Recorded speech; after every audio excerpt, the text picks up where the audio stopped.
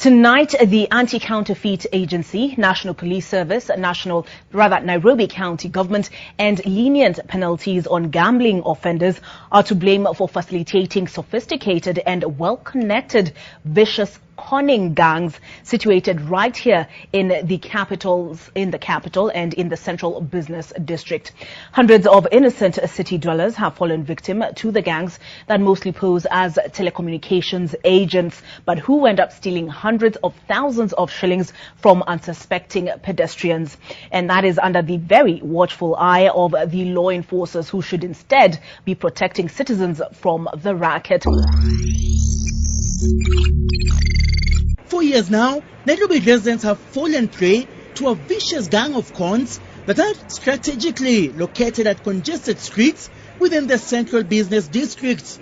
The cons mainly pose as telecommunications agents or lottery gamblers, luring the victims by offering goodies such as t-shirts and counterfeit electronic gadgets like mobile phones. Wanataka tu mama wazee, kwa baba wazee na watoto wa shule. Sitaogopa kusema wanafikiriana na polisi kabisa wako ndani yao. Lenient penalties given to the culprits by the courts have contributed to the escalation of the vice. For the few complainants who report the matter to the police station, the gang normally freely accepts to compensate the victim, thereby scuttling any chances of a prosecution. Uzalendo FM Weekly Documentaries with Marianne Kiama. Welcome to this week's documentary, Tales of the Conned, with me, Marianne Kiama. Hello? Hello? Nasema? Nimekosea namba nikatuma pesa, umeona? Umenitumia pesa? Kwa M-Pesa? Angalia message. Wacha niangalie. Na umeona?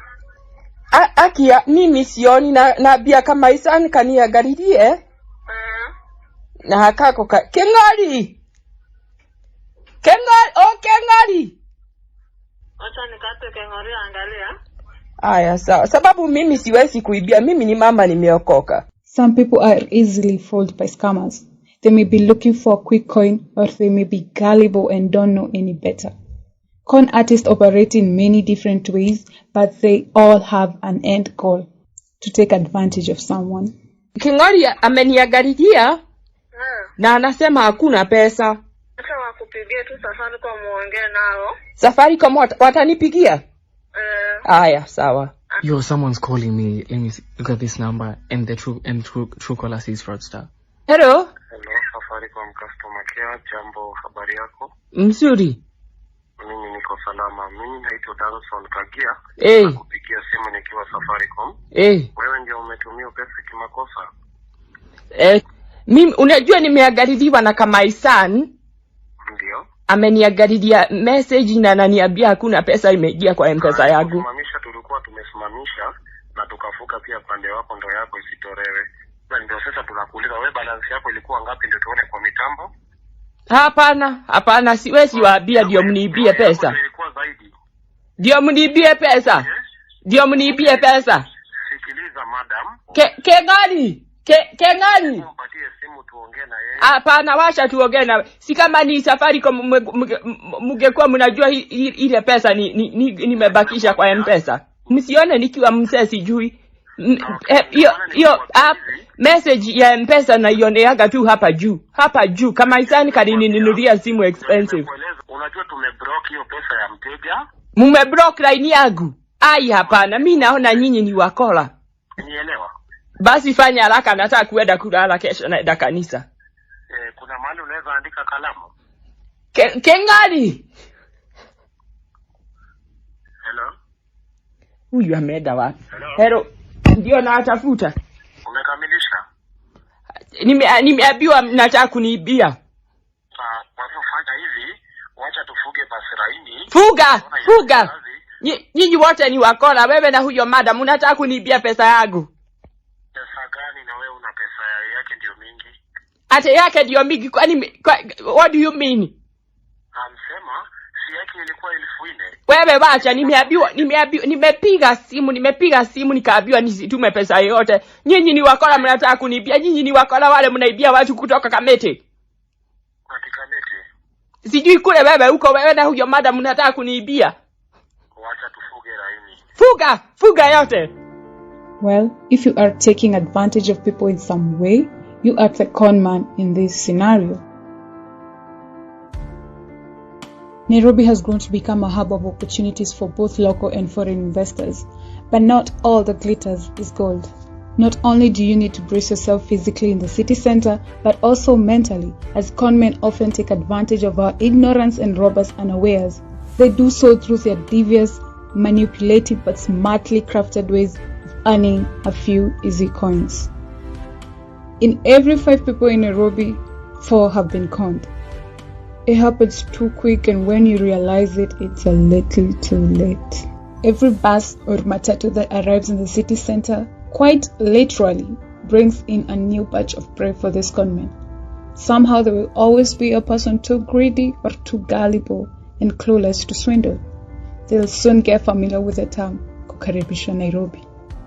I'll be trying to look at how some students have fallen prey to a thriving conmanship in the streets of Nairobi. So ukijana kanambia bana hao ni wale wase wa Kamiti. Wewe umekuwa conned. Wambua is about to have a first-hand experience with the audacious M-Pesa fraudsters.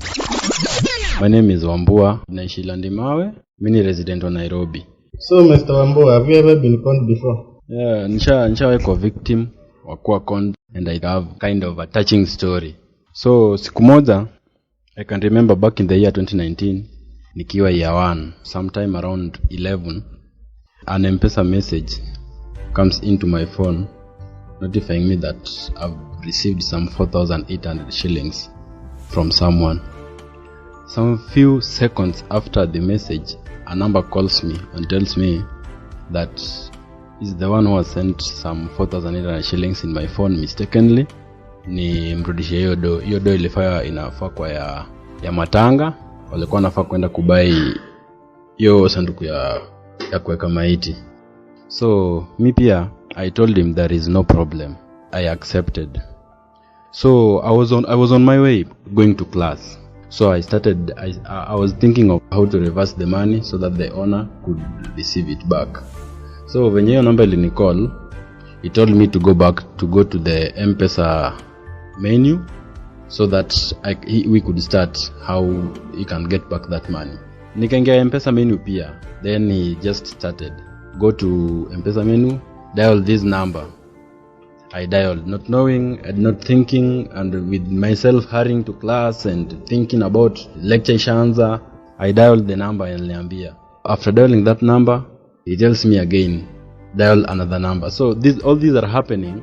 Akishaniambia niweke simu on speaker so that I can be doing all these processes.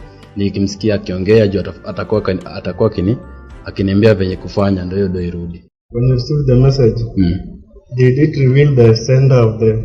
I did not check on that. Remember, I was really hurrying. I was thinking of getting to that class and maybe the lecturer had come in, and that day we were supposed to sit a cut. Pia nilikuwa niko late kidogo, nilikuwa narekisha sana, sikufikiria sana. So when niliondoa hiyo M-Pesa message, I did not look at those so many things, like siku realize much. So I just got... You also didn't bother to check the M-Pesa balance? I did not check because after seeing the message, I thought it's just a genuine message from M-Pesa, and then someone calls you immediately after the message coming in that he sent the amount mistakenly, and it's true you've seen it. Yeah. So I thought it was something genuine. I never knew. So I went on dialing the numbers that he was telling me and giving the feedbacks. So hivyo naendelea. This thing was taking too long. It was taking too long. I've walked kutoka huko nje ya gate mpaka nimeingia shule, mpaka nikafika kwa block, mpaka sasa nimefika kwa class. People are already settled in class. But then this guy has not finished. He still wants me to enter some details or enter this and this and this. So mi pia nilikuwa na enter because I really wanted this to be done very quick, very fast. Niachane na hiyo story ninge kwa class. So ilifika point ingine nilikuwa nimemaliza kwenda hizo vitu. So hadi kuna point hadi nilipanic. Nikamuuliza, bro, kwani why is it taking that much long? Akaniambia ati sisi ni watu wa Safaricom, and at the moment that mtu amekutumia do mistakenly and you are willing to help, you are having a good heart mtu kama wewe, just be patient. You shouldn't be complaining. Just be patient. Your do, then your story ishe. Mambo ishie tu hapo. So mimi pia nikaendelea ku handle hizo vitu. Even alikuwa ananiambia there's nothing I was doing alone. Everything was being directed. Alikuwa ananishow fanya hivi, mimi pia nikifanya. Fanya hivi, mimi nikifanya. So at the end of it all, iliisha. Akaniambia there is a problem arising. So I want you, uko wapi kwanza? Umesema ushafika kwa shule? Nikamwambia mimi niko kwa shule, hata nafaa kuwa naingia class. Oh, okay. So is there anyone around you? There were so many people around me. Some other students moving to some other classes. Yeah, so mimi pia nikamwambia, there is someone around me here. Hata ati hebu niongee na yeye. Nikampea simu. Akaanza kuongea na yeye. Kumpea simu, you remember it's on speaker.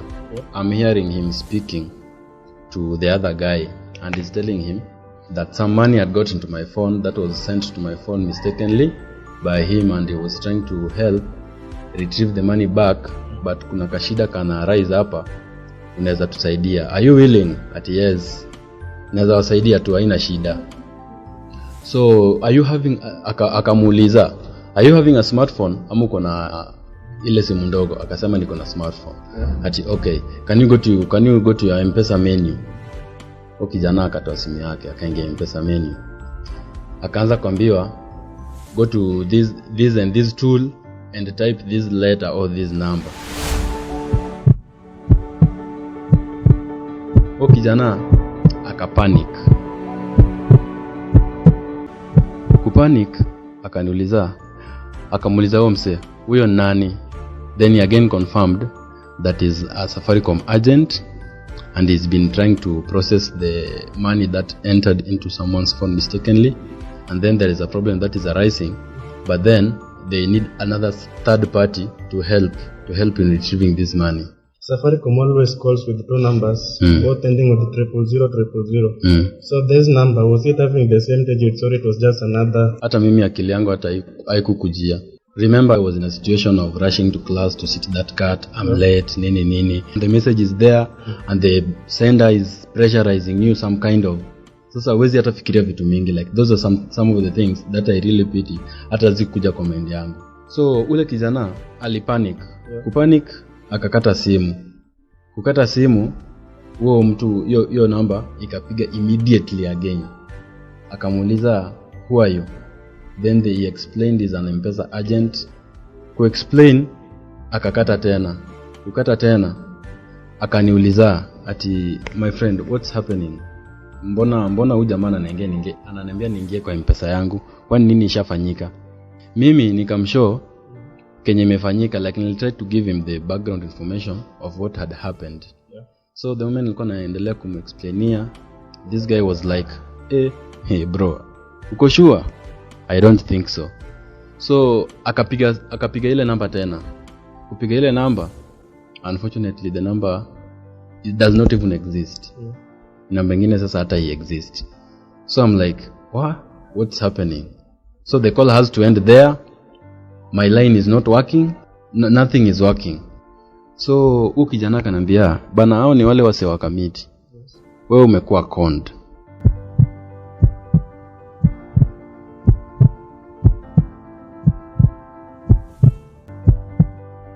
So I'm like, nimekuwa conned aje? What do you mean? I never, sikuamini anything, hata sikujua anything. Still in disbelief, Wambua has been defrauded of all his money. He decides to take it up to the authorities and report his encounter to the police. Will he find the justice he seeks? So, kijana akaniambia nimekuwa conned, and the best thing that we need to do right now ni kwenda kwa polisi, tupige ripoti, tuwaambie kenye imefanyika. Si tukafika hapo Railways Police Station. Tukaripoti, tukaambiwa wakatuliza nataka wanisaidia aje. Nikamwambia mimi nataka tu track hiyo namba, wajue namba gani imeniko. Wakaniambia hapo Railways, nikamwambia hapo hakuna equipment. So wakanipea note ya kwenda kuchukua abstract, wakaniambia niende vigilance house. So kwenda vigilance house, the officer in charge of biometrics and IT nini hakuwa. So they told me to go to KICC. Kwenda KICC police station, au tupia kanambia wakani forward to Parliament police station. Kwenda Parliament police station, hapo ndo tulipata ania of hearing. Tulipata afande fulani hapo akatuuliza nini lifanyika, and I tried to explain all that happened. Akanambia nimuonyeshe hiyo message ya hiyo pesa nilitumiwa. So I went into my inbox and nikamuonyesha message, and the first thing officer aliona, sasa wewe ni kijana mjinga ina gani? Unaona hata hii message ya M-Pesa umetumiwa na namba. M-Pesa ukitumwaga do inakujanga hapo juu na title ya M-Pesa. Sasa hiyo unaona it's just a number that has sent you this message. So I was like, afande hiyo message unaona vile nilikam, niliambiwa hapo chini at your line is blocked and it cannot work. So I was thinking of finding a way of this guy getting back his money, ndio hata kama line yangu inaweza endelea kuwakiwa. There were things that I needed to do with my line communications mingi sana. So they told us to write a statement there at the Parliament police station, of which we written. Tukishandika hiyo statement tukaambiwa turudi after 2 weeks. Yeah. After 2 weeks, then this police officer, he was like, for him to start the investigations and everything, nafa kumpea 5,000 bob, of which I did not have at that time. I'd already been conned the whole of my money, a total of 21,800 shillings. So after writing that message, akaniambia if I can get that money, I look for a way of which naweza pata hiyo do, then nirudi kwake naanze kuprocess hizo vitu. So hiyo do kwenye nilikuwa naweza ipata at that time haikuwa. So this other guy mwenye alinipeleka, huyu kijana alikuwa ananisaidia, akaniambia we go to Safaricom, if Safaricom wanaweza tusaidia in any way. So tukaenda Safaricom shop fulani hapo Tao, and tuka register statement, tuka book appointment, tukaingia, tuka report kesi, and then the Safaricom agent who was serving me, she asked me, when this guy was doing this, is there anything that was entered automatically, ama ulikuwa unaambiwa ufanye hivi, ama unakuwa unaambiwa dial this, and you're the one who enters the numbers that you are told peke yako? Ati yeah, true. Nikamwambia ni ukweli, alikuwa ananiambia fanya hivi ndo nafanya, alikuwa ananiambia fanya hivi ndo nafanya. So that means you are the one who facilitated the loss of your money alone. When ulifanya hiyo pesa yako ikaibiwa. So we cannot help you in any way. Wewe kama unataka usaidizi ya kutrakiwa ama nini, that one hiyo ni kazi ya polisi. As the best that we can help you is renew for you that line. So they renewed that line for me, and I was there. I was like, what am I even going to do? The police who can help me, they want 5,000 shillings, of which sina. And that's how I realized conmanship in Nairobi is real. Money fraud is a crime that can take many forms, including identity theft, investment fraud, and online scams. It is an especially complicated crime to investigate and prosecute. To catch criminals in the act, law enforcement agencies often need evidence that can only be obtained through forensic analysis. This includes identifying financial transactions that could have been made fraudulently, tracking down stolen assets, and reconstructing complex financial schemes. SIM-swap, a modern form of fraud which has resulted in several Kenyans losing money, running into hundreds of thousands per victim. In this con, a fraudster usually makes a call pretending to be an employee of a mobile network operator. When a mobile user picks up the call, the fraudster asks the unsuspecting mobile subscriber to share the information such as their national ID number, mobile PIN, or SIM card PIN, among other sensitive details. After obtaining the information, the fraudster swaps the SIM card, thereby gaining access to all the SIM card services, including mobile money transfer, mobile and internet banking, voice calls, SMS, data services, and any other service accessible through the SIM. Safaricom said, quote unquote, in addition, we provided tips on common fraud schemes. We communicated through media campaigns on radio, TV, and digital channels, as well as SMS broadcasts, fraud tips on USSD menus, and the addition of a fraud awareness page to the corporate website. This year, in March 2022, Safaricom fired 24 employees for fraud-related offenses, down from 28 a year before that. The telco's latest sustainability report, released on Tuesday, October 18, 2022, indicated it conducted 27 investigations into alleged fraud, dismissing the 24 and warning 3 others. 5 cases were taken up to government agencies for further action. A majority of the cases were related to SIM swap cases. This was up from 4 the previous year. The flamboyancy of the beautiful city of Nairobi is often too loud to ignore. And for young freshmen who come to study in the city on a budget, a little extra money would go a really long way for them. So you find themselves falling prey to shady side hustle proposals. The deal is often too good to ignore, especially in the desperation for extra money. Many con men pose as students and blend themselves in the students' lifestyles and homes. Chelimo fell victim to this type of scheme. My name is Vicklin Chelimo. I live in Nairobi, Embakasi Feather Estate, and I'm a student in the Technical University of Kenya, taking mass communication. I have ever been conned when I was in second year. I remember vividly. I used to stay in Ngara at a hostel, and I met this friend of mine who told me he studied at MMU, Multimedia University. And you know, when you come to Nairobi, unajaribu kutengeneza mabeshte, and looking for opportunities whichever way you can. And that was my idea of Nairobi by then. So this guy came to me talking about how he can connect me with this job ya kuuza nguo. Na mimi, I know how to speak my way out kwa customers. So I agreed to meet with him in Koja. When I met with him, hakukuwa yeye peke yake, alikuwa yeye na mtu mwingine. But when tulimit na yeye akaniambia, now my friend, I forgot to mention his name, and alikuwa anaitwa Alex. So Alex akaniambia kuna venye anataka kutoka, but akona huyu beshte yake anaweza niacha na yeye cause yeye ni the owner of the store, the clothing store. So simi nilikuwa najua ni mabeshte, nikaamua I can trust this person. So Alex akatoka akaenda, nikabaki na his friend. So his friend akaanza kujintroduce, making small talks and whatever.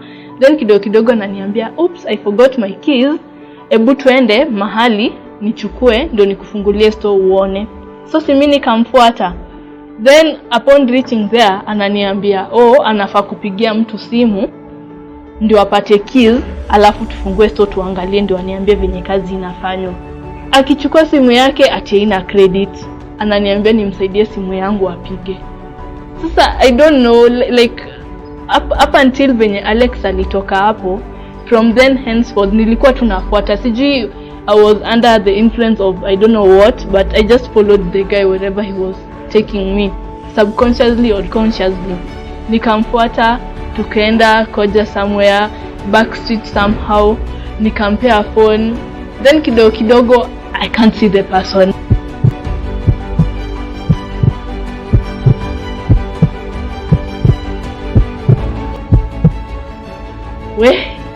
By the time I realized the person is gone, it's like 5 minutes. So I realized my phone is gone. Nikasema let me just go back to the hostel and talk to this Alex cause yeye ndo ameniconnect. Si nikafika sema kurukwa. Hey, ati no, mimi huyo mtu nilikuachia hapo na mimi najua, yani he created excuses zenye haziyuko. Nikajaribu kumwambia, nikamconfront, nikamsema kwa administration ya hostel nini, but inakaa tu kuna venye ako wired in cause hakufukuzwa. Later on kukuja kutalk with some of the hostel mates, wananiambia venye amekuwa kitoka na watu wana complain wanaibiwa akiwa na yeye nini. So I think it's just a connection rooted in kwa hostels most in Nairobi, in that mtu anakuja na pose as a student to learn the students then anawaibia. So So that's how I got to lose my first phone in Nairobi. I think I was under influence of something kwa sababu sikuwa nafikiria straight. Yani ningemfuata tu hivyo tu. Na this was second year, so huwezi sema ati nilikuwa first year sikuwa najua Nairobi vizuri. Na mimi nilikuwa nimewahi somea Nairobi high school. I went in high school in Nairobi. It is decided that my colleague will go undercover and let his guard down. Soon after, he encounters a con preying on greed. Sasa mimi siku yangu ilianza venye niliboard gari kutoka home, niko na kuja tao, nikafika tao hapa railways nikashuka. So mimi kushuka niko na earphones kwa masikio naelekea Odeon, nichukue magari za kwenda Thika Road. Hiyo nilikuwa naenda mazoezi. So mimi nimetembea hiyo stretch yote. Tukatoa hapo Odeon, hapo tu chini ya building.